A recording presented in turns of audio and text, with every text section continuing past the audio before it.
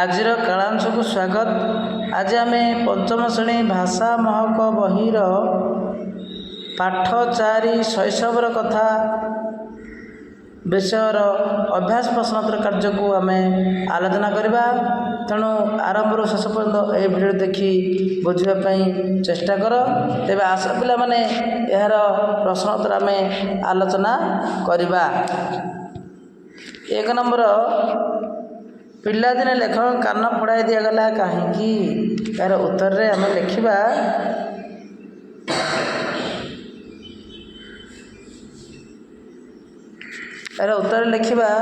ଲେଖକଙ୍କ ବଡ଼ ଭାଇ ଚୈତନ୍ୟ ଚରଣ ଲେଖକଙ୍କ ଜନ୍ମ ପୂର୍ବରୁ ପରଲୋକ ହୋଇଥିଲେ। ସେତେବେଳେ ଲେଖକଙ୍କର ସଂସ୍କାର ଥିଲା ବଡ଼ ପୁଅ ମରିଗଲେ ତାହାର ତଳ ପୁଅ ଜନ୍ମ ମାତ୍ରେ ସେହି ପୁଅର କାନ ଫୋଡ଼ାଇ ଦେଲେ ଯମ ତାକୁ ଆଗ୍ରହ କରି ନେଇଯିବେ ନାହିଁ। ତେଣୁ ସେ କାନ ଫୋଡ଼ାଇଥିଲେ। 2 ନମ୍ବର ପ୍ରଶ୍ନ, ଲେଖକଙ୍କ ବାପା କିପରି ମୃତ୍ୟୁବରଣ କରିଥିଲେ? ଏହାର ଉତ୍ତର ଲେଖିବା ଲେଖକଙ୍କ ବାପା ଓଲା ଉଠା ରୋଗରେ ମୃତ୍ୟୁବରଣ କରିଥିଲେ। କ୍ୱେଶ୍ଚିନ୍ ନମ୍ବର 3, ରୋଗ ଶଯ୍ୟା ପାଖରେ ଠାକୁର ମା ବସି କ'ଣ କରୁଥିଲେ? ଏହାର ଉତ୍ତର ଲେଖିବା ରୋଗ ଶଯ୍ୟା ପାଖରେ ଠାକୁର ମା ବସି କର ଯୋଡ଼ି ଜଗତର ସମସ୍ତ ଦେବାଦେବୀଙ୍କଠାରେ ପ୍ରାଣ ଭିକ୍ଷା କରୁଥିଲେ। 4 ନମ୍ବର ପ୍ରଶ୍ନ, ଲେଖକଙ୍କର ଫକୀର ପୋଷାକ କିପରି ଥିଲା? ଏହାର ଉତ୍ତର ଲେଖିବା ଲେଖକଙ୍କ ଫକୀର ପୋଷାକ ଥିଲା ଆଣ୍ଠୁ ଯାଏ ଗୋଟିଏ ଜଙ୍ଘିଆ, ଦେହରେ ନାନା ରଙ୍ଗର କନାରେ ତିଆରି ଗୋଟିଏ ଚପକନ, ମୁଣ୍ଡରେ ଫକୀର ଟୋପି, କାନ୍ଧରେ ନାନା ରଙ୍ଗ ମିଶ୍ରିତ ଗୋଟିଏ ଝୁଲି ଏବଂ ହାତରେ ଗୋଟିଏ ଜଉମଡ଼ା ଲାଲ ରଙ୍ଗର ଗୋଟିଏ ବାଡ଼ି। ତାପରେ ଦେଖିବା ପାଠରୁ ନିମ୍ନଲିଖିତ ପ୍ରଶ୍ନଗୁଡ଼ିକର ଠିକ୍ ଉତ୍ତର ପାଖରେ ତାରା ଚିହ୍ନ ଦିଅ। 1 ନମ୍ବର, ଫକୀର ମୋହନ କେଉଁ ତିଥିରେ ଜନ୍ମଗ୍ରହଣ କରିଥିଲେ? ଏହାର ଅପସନ୍ ରଜ ସଂକ୍ରାନ୍ତିରେ, ମକର ସଂକ୍ରାନ୍ତିରେ, ପଣା ସଂକ୍ରାନ୍ତିରେ, ଧନୁ ସଂକ୍ରାନ୍ତିରେ। ଏହାର ସଠିକ୍ ଉତ୍ତର ହେବ ଖ, ମକର ସଂକ୍ରାନ୍ତିରେ। ତେଣୁ ମକର ସଂକ୍ରାନ୍ତିରେ ଆମେ ତାରା ଚିହ୍ନ ଦେବା, ଏଇଭଳି ଲେଖିବା। ତାପରେ ପିଲାମାନେ ଦେଖ,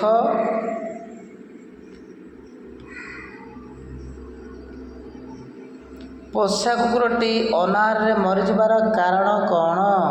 ଏହାର ଅପସନ୍ ହେଉଛି ସେ ପାଗଳା ହୋଇଯିବାରୁ, ସେ କାନ୍ଦୁଥିଲା, ସେ ଲେଖକଙ୍କ ବାପାଙ୍କୁ ଝୁରୁଥିଲା, ସେ ବହୁତ ରଡ଼ି କରୁଥିଲା। ଏହାର ସଠିକ୍ ଉତ୍ତର ହେବ ସେ ଲେଖକଙ୍କ ବାପାଙ୍କୁ ଝୁରୁଥିଲା। ଲେଖକଙ୍କ ବାପାଙ୍କୁ ଝୁରୁଥିଲା। ତେଣୁ ସେଠି ଆମେ ତାରା ଚିହ୍ନ ଦେବା।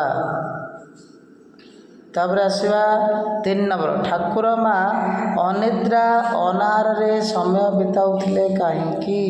ଏହାର ସଠିକ୍ ଉତ୍ତର ହେବ ଏହାର ଅପସନ୍ ହେଉଛି ସେ ନିଜର ପୁଅକୁ ମନେ ପକାଇ କାନ୍ଦୁଥିଲେ, ସେ ଦିନରାତି ଲେଖକଙ୍କ ଶଯ୍ୟା ପାଖରେ ଜଗି ବସୁଥିଲେ, ସେ ନିଜେ ରୋଗିଣା ଥିଲେ, ସେ କାହାର କଥା ମାନୁନଥିଲେ। ଏହାର ସଠିକ୍ ଉତ୍ତର ହେବ ଖ, ସେ ଦିନରାତି ଲେଖକଙ୍କ ଶଯ୍ୟା ପାଖରେ ବସୁଥିଲେ। ଏଠି ଆମେ ତାରା ଚିହ୍ନ ଦେବା। ବର୍ତ୍ତମାନ 4 ନମ୍ବର, ଅବଧାନ ଲେଖକଙ୍କୁ ବାଡ଼ାଉଥିଲେ କାହିଁକି?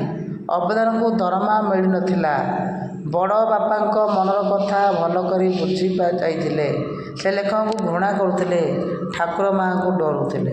ଏହାର ସଠିକ୍ ଉତ୍ତର ହେବ ବଡ଼ ବାପାଙ୍କ ମନ କଥା ଭଲ କରି ବୁଝି ଯାଇଥିଲେ। ଆମେ ତାରା ଚିହ୍ନ ଦେବା।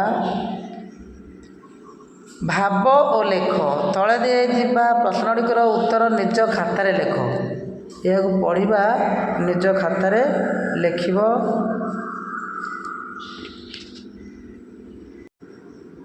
ଜନନୀଙ୍କର ମୃତ୍ୟୁ ପରେ ଲେଖକ କେତେ ବର୍ଷ ପର୍ଯ୍ୟନ୍ତ ରୋଗ ଶଯ୍ୟାରେ ପଡ଼ିଥିଲେ?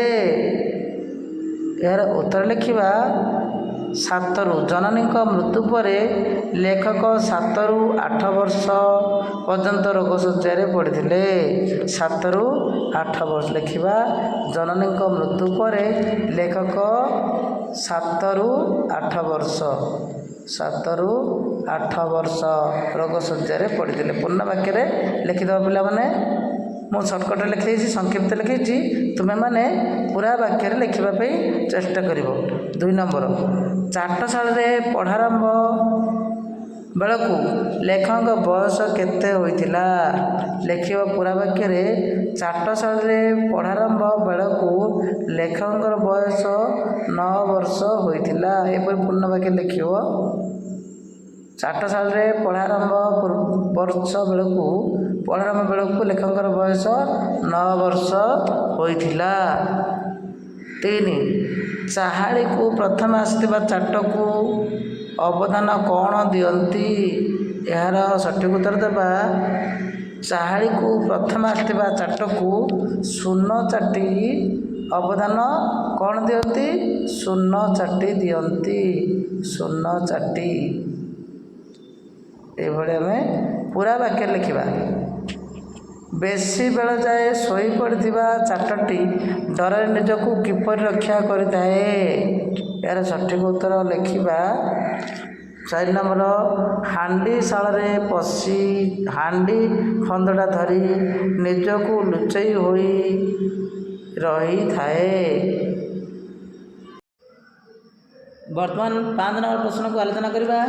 ନଣ୍ଡା ଗୋସାଇଁ ମଠରେ ଥିବା ଚାହାଳୀଟିରେ କେଉଁ କେଉଁ ତିଥିରେ ପାଠପଢ଼ା ବନ୍ଦ ରହୁଥିଲା? ଏହାର ଉତ୍ତର ଲେଖିବା। ପ୍ରତିପଦ, ଅଷ୍ଟମୀ, ଚତୁର୍ଦ୍ଦଶୀ ଓ ଅମାବାସ୍ୟା ତିଥିରେ। 6 ନମ୍ବର ପ୍ରଶ୍ନ, ସେହି ତିଥିରେ ଉପରଓଳି ବଡ଼ ବଡ଼ ଚାଟ କ'ଣ କରନ୍ତି? ଏହାର ଉତ୍ତର ଲେଖିବା। ସେହି ତିଥିରେ ଉପରଓଳି ବଡ଼ ବଡ଼ ଚାଟ ସ୍ତ୍ରୀମାନଙ୍କ ପାଖରେ ଗୀତ ଗାଆନ୍ତି। 7 ନମ୍ବର ପ୍ରଶ୍ନ, ପାର୍ସି ସ୍କୁଲରେ ପଣ୍ଡିତେ ଛାତ୍ରମାନଙ୍କୁ କ'ଣ ଶିଖାଉଥିଲେ? ଏହାର ଉତ୍ତର ଲେଖିବା। ପାର୍ସି ସ୍କୁଲରେ ପଣ୍ଡିତେ ଛାତ୍ରମାନଙ୍କୁ ବାପା ବଡ଼ ଭାଇଙ୍କୁ ପତ୍ର ଲେଖିବା, କଚେରୀରେ ଦରଖାସ୍ତ ଲେଖିବା ଆଦି କାର୍ଯ୍ୟ ଶିଖାଉଥିଲେ। ତାପରେ ଦେଖିବା, ତୁମେ ଯାହା ବୁଝିଛ ଏହାକୁ ଲେଖିବା। ଲେଖକଙ୍କୁ ତାଙ୍କର ଠାକୁର ମା ପୀରଙ୍କ ପାଖରେ ଫକୀର କରାଇ ଦେଉଥିଲେ। ତୁମେ ପିଲାଦିନେ ସେହିପରି ଫକୀର, ଯୋଗୀ କିମ୍ବା ବାବାଜୀ ହୋଇଛ କି? ଯଦି ହଁ, ତେବେ ତାହା କିପରି ଥିଲା ଲେଖ। ଏଠି ଆମେ ଲେଖିବା, ହଁ, ମୁଁ ପିଲାଦିନେ ଥରେ ଆମ ଗାଁ ଯାତ୍ରାରେ ସମୟରେ କୌତୁକିଆ ବେଶ ବା ବାବାଜୀ ବେଶ ହୋଇଥିଲି। ମୁଁ ମୁଣ୍ଡରେ ଜଟା ଲଗାଇ, କପାଳରେ ଚନ୍ଦନ ଟିକା ପିନ୍ଧି, ହାତରେ ଏକ କମଣ୍ଡଳୁ ଧରିଥିଲି। ସେହିଦିନ ସମସ୍ତ ସାଙ୍ଗ ମୋତେ ଦେଖି ହସିଥିଲେ। ମୋତେ କିଛି ପୁରସ୍କାର ଦିଆଯାଇଥିଲା।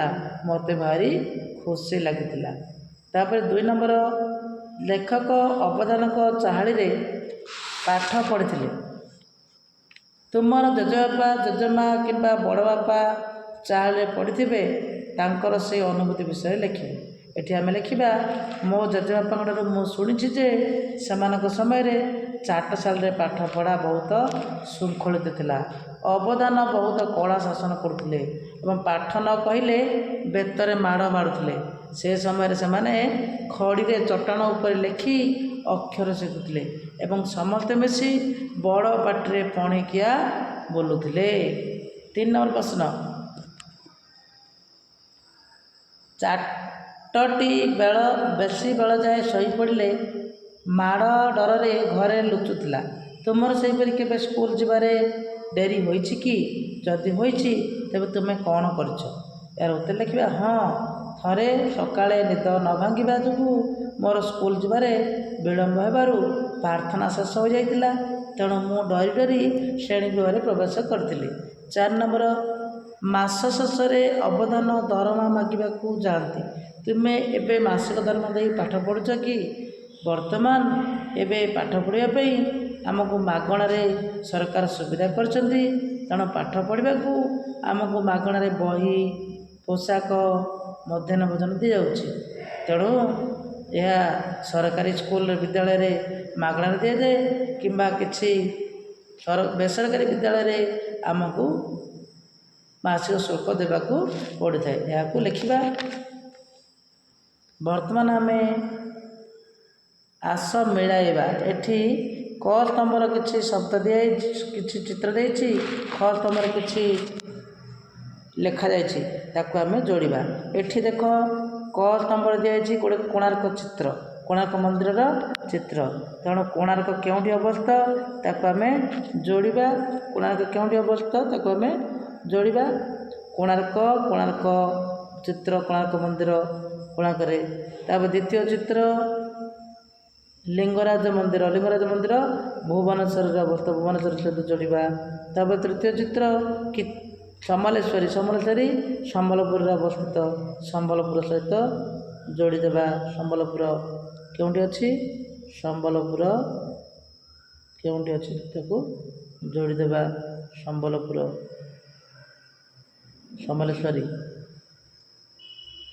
ସମଲେଶ୍ୱରୀ ସହିତ ଯୋଡ଼ିଦେବା। ତାପରେ ଦେଖିବା ଏଠି କିଚକେଶ୍ୱରୀ ମନ୍ଦିର ଖିଚିଙ୍ଗଠାରେ ଅବସ୍ଥିତ, ତେଣୁ ଖିଚିଙ୍ଗ ସହିତ ଆମେ ଯୋଡ଼ିଦେବା। ଖିଚିଙ୍ଗ ସହିତ ଯୋଡ଼ିବା। ତାପରେ ଏଠି ଆସିଛି ମା କାଳିଜାଇ ମନ୍ଦିର ଆମର ଗଞ୍ଜାମ ସହିତ ଯୋଡ଼ିବା। ତାପରେ ଏଠି ଘଟଗାଁ ତାରିଣୀ କେନ୍ଦୁଝର ସହିତ ଆମେ ଯୋଡ଼ିଦେବା। ଘଟଗାଁ ତାରିଣୀ କେନ୍ଦୁଝର ସହିତ ଆମେ ଯୋଡ଼ିଦେଲେ। ତାପରେ ବର୍ତ୍ତମାନ ଆମେ ଭାଷାର କଥା ଆସ ଜାଣିବା। ଭୁବନେଶ୍ୱର ମନ୍ଦିର ସମୀପସ୍ଥ ବିନ୍ଦୁସାଗର ପୁଷ୍କରିଣୀରେ ପଥର ଘାଟ ଉପରେ ବାବା ପ୍ରାଣତ୍ୟାଗ କଲେ। ଭୁବନେଶ୍ୱର ଲିଙ୍ଗରାଜ ମନ୍ଦିର ଠାରୁ ଅଳ୍ପ ଦୂରରେ ଯେଉଁ ପ୍ରସିଦ୍ଧ ପୁଷ୍କରିଣୀ ରହିଛି ତାହା ବିନ୍ଦୁସାଗର ପୁଷ୍କରିଣୀ। ଏଠାରେ ପ୍ରତିଦିନ ଶ୍ରଦ୍ଧାଳୁ ଲୋକମାନେ ସ୍ନାନ କରିବା ସହିତ ନିଜର ପିତୃପୁରୁଷଙ୍କୁ ପିଣ୍ଡଦାନ କରିଥାନ୍ତି। ତୁମ ଅଞ୍ଚଳରେ ଥିବା ପ୍ରସିଦ୍ଧ ତୀର୍ଥସ୍ଥାନ କିମ୍ବା ପୁଷ୍କରିଣୀ ବିଷୟରେ ଯାହା ଲକ୍ଷ୍ୟ କରୁଛ ତାକୁ ତୁମେ ଲେଖିବ। ଏଠାରେ ତୁମେ ଲକ୍ଷ୍ୟ କରି ଲେଖିବ। ତାର ଭାଷାର କଥା ଆହୁରି ଢେର ଚାଉଳ ଅବଦାନ ପାଉଥିଲେ। ଏହି ବାକ୍ୟରେ ଯେଉଁ ପଦ ତଳେ ରେଖାଙ୍କିତ କରାଯାଇଛି ତାହାକୁ ଲକ୍ଷ୍ୟ କର। ଏଠାରେ ଢେର ପଦଟି ପାଖରେ ରେଖା ଦିଆଯାଇଛି। ଚାଉଳ ପଦର ପରିମାଣକୁ ବୁଝାଉଛି। ଏହା ଏକ ବିଶେଷଣ ପଦ। ଚାଉଳ ପଦଟି ନାମକୁ ବୁଝାଉଛି, ତେଣୁ ଏହା ହେଉଛି ବିଶେଷ ପଦ। ଠିକ୍ ସେହିଭଳି ଏ ତଳେ ବିଶେଷଣ ଦିଆଯାଇଛି, ତାକୁ ଆମେ ଲେଖିବା। ଯେପରି ସୁସ୍ଥ ବିଶେଷଣ, ଶରୀର ବିଶେଷ୍ୟ। ସେହିଭଳି ବଡ଼ ପୁଅ, ଏଠି ଆମେ ଲେଖିବା ବଡ଼ ବିଶେଷଣ, ପୁଅ ବିଶେଷ୍ୟ। ଭଲ ପିଲା, ଭଲ ବିଶେଷଣ, ପିଲା ବିଶେଷ୍ୟ। ଏହିଭଳି ଢେର ବିଶେଷଣ, ଚାଉଳ ବିଶେଷ୍ୟ। ଏହିଭଳି ଆମେ ଲେଖିବା। ବର୍ତ୍ତମାନ ଆମେ ଉପର ଓଳି ଗ୍ରାମ ମଧ୍ୟରେ ଘରେ ଘରେ ଭିକ ମାଗି ବୁଲେ।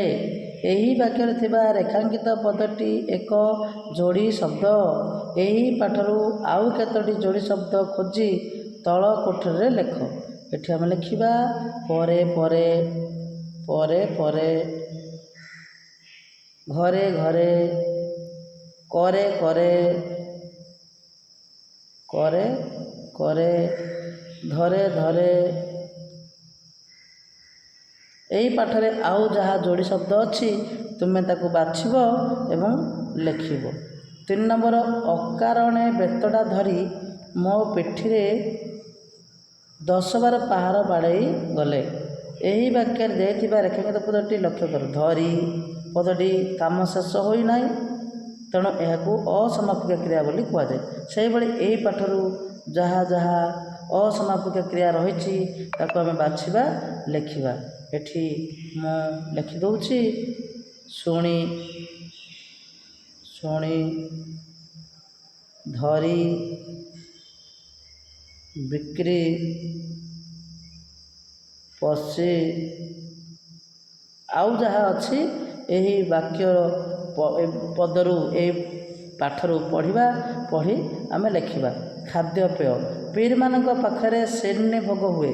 ଏହି ସିନ୍ନି ବିଷୟରେ ତଳେ ଦିଆଯାଇଥିବା ଜାଣିବା କଥାକୁ ପଢ଼। ସାଧାରଣତଃ ଆମର ସତ୍ୟନାରାୟଣ ପାଲା ପୂଜା ସମୟରେ ଏହି ଭୋଗଟି ପ୍ରସ୍ତୁତ କରାଯାଏ। ଏହାକୁ ପ୍ରସ୍ତୁତ କରିବା ପୂର୍ବରୁ ପ୍ରଥମେ ଗାଈ କ୍ଷୀର, ପାଚିଲା କଦଳୀ, ଗୁଡ଼, ଅଟା, ଚାଉଳ ଚୂନା, ଗୋଲମରିଚ, ଅଦା ପ୍ରଭୃତି ସଂଗ୍ରହ କରାଯାଏ।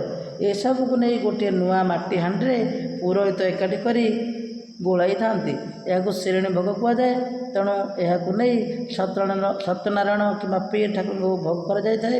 ଭୋଗ ହୋଇସାରିବା ପରେ ସମସ୍ତେ ଏହାକୁ ଶ୍ରଦ୍ଧାରେ ପାଇଥାନ୍ତି। ଏହାକୁ ଶିରିଣୀ ଭୋଗ କୁହାଯାଏ। ଠିକ୍ ସେହିଭଳି ତୁମ ଘରେ ବିଭିନ୍ନ ପୂଜା ବେଳେ ପଞ୍ଚାମୃତ କିପରି ପ୍ରସ୍ତୁତ କରାଯାଏ ତାହା ତୁମେ ଏଠି ଲେଖିବ।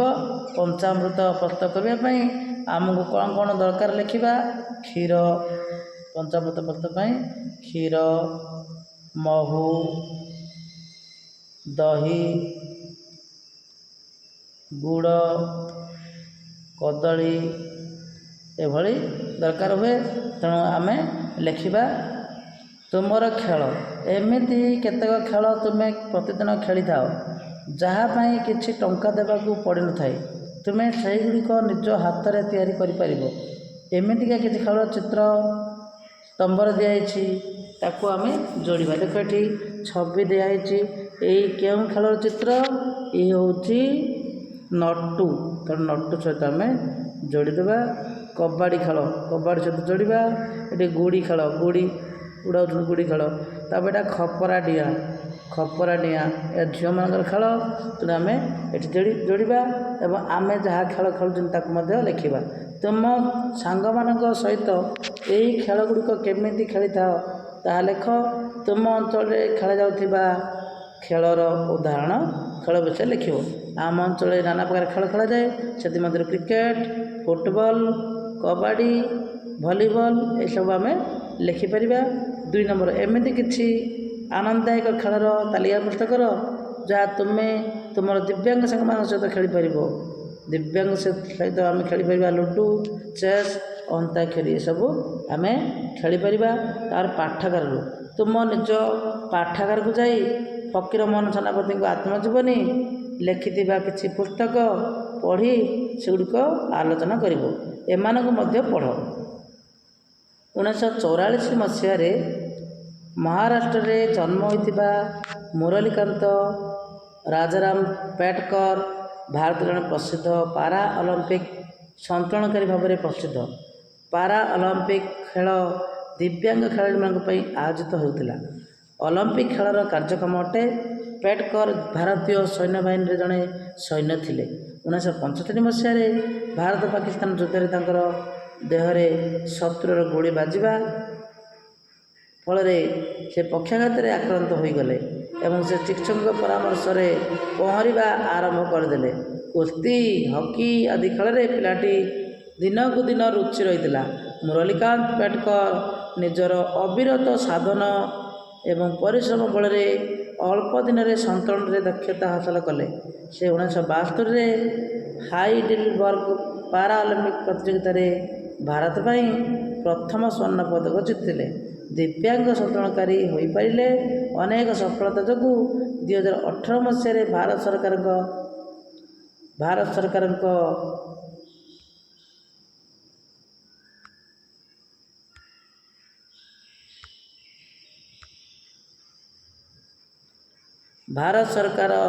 ତାଙ୍କୁ 2018 ମସିହାରେ ଭାରତ ସରକାର ତାଙ୍କୁ ପଦ୍ମଶ୍ରୀ ସମ୍ମାନରେ ସମ୍ମାନିତ କରିଥିଲେ। ଆସ ଚିହ୍ନିବା। ନିମ୍ନରେ କେତେକ ଦିଆଯାଇଥିବା ପ୍ରସିଦ୍ଧ କବି, ଲେଖିକା, ଦିବ୍ୟାଙ୍ଗ ଖେଳାଳୀମାନଙ୍କର ଫଟୋ ଚିତ୍ର ଦିଆଯାଇଛି। ସେମାନଙ୍କ ବିଷୟରେ ଖୋଜି ଲେଖ। ଏଥିପାଇଁ ତୁମେ ଅଭିଭାବକ, ଶିକ୍ଷକ କିମ୍ବା ଇଣ୍ଟରନେଟ୍ ସହାୟତା ନେଇପାରିବ। ମୁଁ ଏମାନଙ୍କର ଫଟୋ ପରିଚୟ ଦେଉଛି। ତୁମେ ଏମାନଙ୍କ ବିଷୟରେ ଅଧିକ କିଛି ଜାଣିବା ପାଇଁ ଇଣ୍ଟରନେଟ୍କୁ ବ୍ୟବହାର କରିପାରିବ ଏବଂ ସାଙ୍ଗସାଥି କିମ୍ବା ବୟସ୍କ ବ୍ୟକ୍ତିଙ୍କୁ ପଚାରି ଏମାନଙ୍କ ବିଷୟରେ କିମ୍ବା କିଛି ପୁସ୍ତକରୁ ପଢ଼ି ନିଜେ ପ୍ରସ୍ତୁତ କରି ନେବ। ବର୍ତ୍ତମାନ ମୁଁ ପରିଚୟ ଦେଉଛି। ଏହି ହେଉଛନ୍ତି ଅଭିମନ୍ୟୁ ସାମନ୍ତସିଂହାର, କବି ଭାବରେ ସୁପରିଚିତ। ନାରୀ କବି କୁନ୍ତଳା କୁମାରୀ ସାବତ। ଇଏ ହେଉଛନ୍ତି ପଦ୍ମଶ୍ରୀ ହଳଧର ନାଗ। ଇଏ ହେଉଛନ୍ତି ଜଣେ ଆମ ଓଡ଼ିଶାର ବିଶିଷ୍ଟ ଖେଳାଳି ପ୍ରମୋଦ ଭଗବତ।